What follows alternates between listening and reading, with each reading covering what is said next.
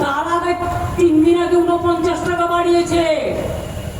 বড় সিলিন্ডারের দাম 2100 টাকা হয়ে গেছে, আর ছোট সিলিন্ডার তাও আবার 1000 টাকা হয়ে গেছে, যেটাতে কিছু নাই বললে চলে, হাফও নাই। আর কি বলছে, 21 দিন আগে থেকে আপনাকে বুক করতে হবে।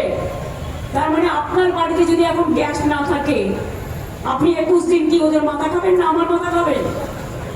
কার মাথা খেয়ে থাকবেন? রান্না করবেন কোথায়? এগুলো আগে ভাবা উচিত ছিল না কমরেডদের? ওদের আমি এখন কমরেড বলি, কমরেড বেনামি। কমরেড আগে বোঝা উচিত ছিল না। কমরেড শব্দটাকে আমি শ্রদ্ধা করি, বাট বেনামি কমরেডদের নয়। তাদের জিজ্ঞেস করি আগে কি করছিলেন? ঘুমাচ্ছিলেন না উপহার নিয়ে বেড়াচ্ছিলেন? গলায় মালা পরে বেড়াচ্ছিলেন দেশকে বেঁচে দিয়ে? রাতকে মনে পড়লো যার ঘরে গ্যাস নেই তাকে 21 দিন অপেক্ষা করতে হবে।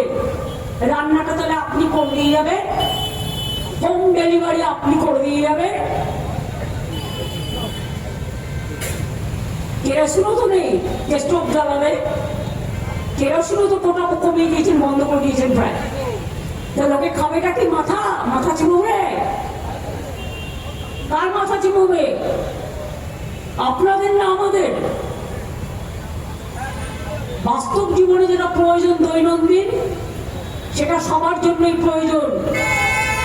জিনিসপত্রের দাম বাড়াচ্ছে নিচ্ছে করে, কেন আগে থেকে প্ল্যান করেননি? উপহার নেবার আগে, কান মোলা খাওয়ার আগে বঙ্গভঙ্গ করবেন। আগে অ্যাবস্টেন সামলান, তারপর বঙ্গভঙ্গ করবেন। এইসবের জন্যই ভোট কাটার প্ল্যান, বঙ্গভঙ্গ করার জন্য ভোট কাটার প্ল্যান।